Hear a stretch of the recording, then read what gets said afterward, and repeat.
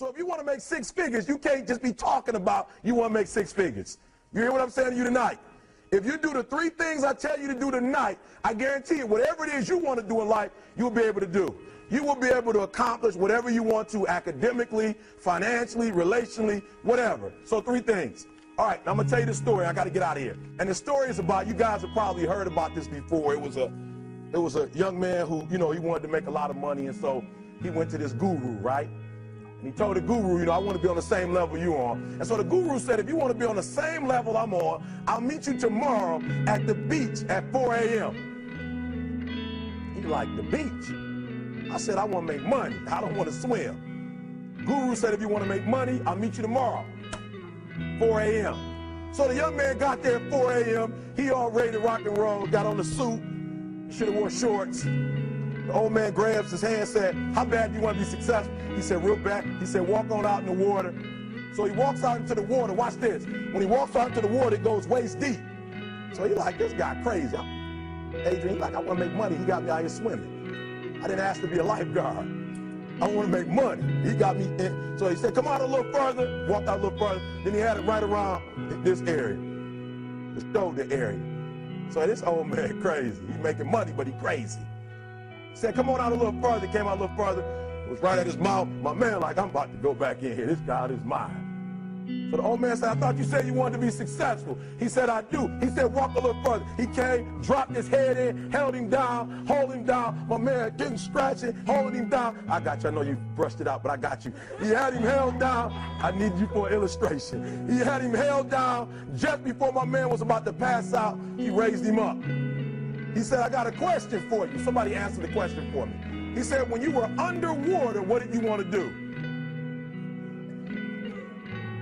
Lee, I'm looking for a different word, though, than lip. What's that word? He said, I wanted to breathe. He told the guy, he said, when you want to succeed as bad as you want to breathe, then you'll be successful.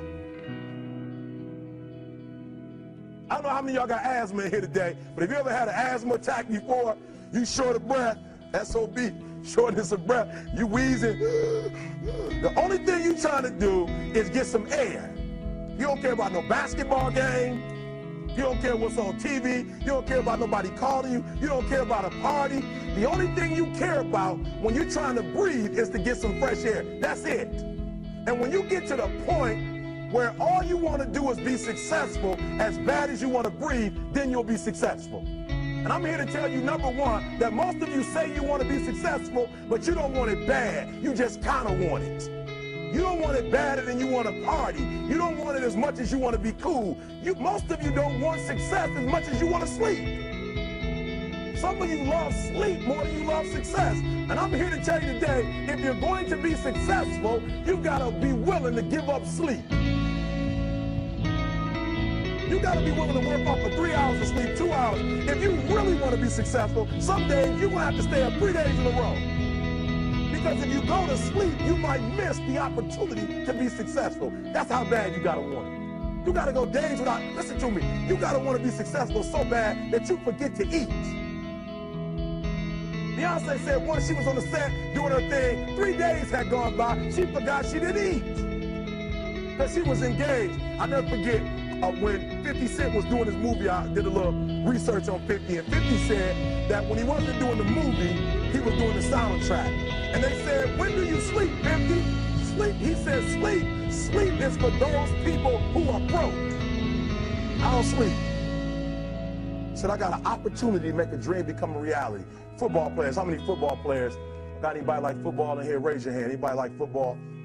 Emmitt Smith. I used to be a Cowboy fan before they did my boy Tom Landry wrong. I used to be a Cowboy fan. And watch this, there was a commercial. Emmitt Smith had won his first Super Bowl, and he had this commercial when he was lifting weights. I don't know if you saw the commercial when he was lifting, and Emmitt said, you know what? I won the Super Bowl, so I can rest now. He was doing his bench press. So he said, I won the Super Bowl, so I can rest now. So he throws up about 325, boom. And he rests for about 2 seconds. And he, boom, boom, boom. Did you see that? He'd already won a Super Bowl. He said, I think I'm going to take a rest. And he rests for how long? 1 second. Most of you won't be successful because when you're studying and you get tired, you quit. And I'm here to tell you today, if you got somebody came to my office the other day crying. I said, look, don't cry to give up. Cry to keep going. Don't cry to quit. You already in pain. You already hurt. Get a reward from it.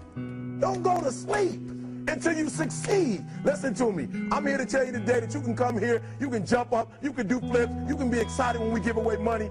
But listen to me, you'll never be successful until I don't have to give you a dime to do what you do. You won't be successful until you say, I don't need that money, because I got it in here. So listen to me. Emmett Smith said this at the end of the commercial. Emmett Smith said, all men are created equal. Some work harder in preseason. I'm going to say it again because you might have missed it.